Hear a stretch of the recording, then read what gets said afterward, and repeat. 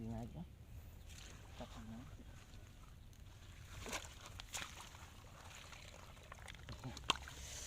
nó trông muối không con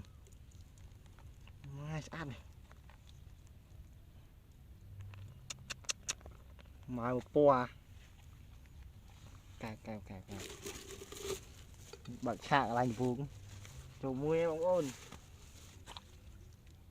cắt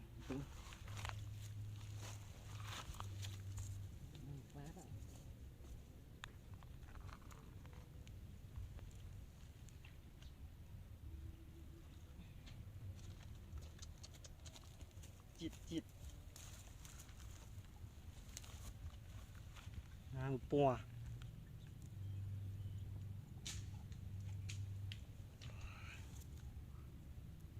thiệt kinh trend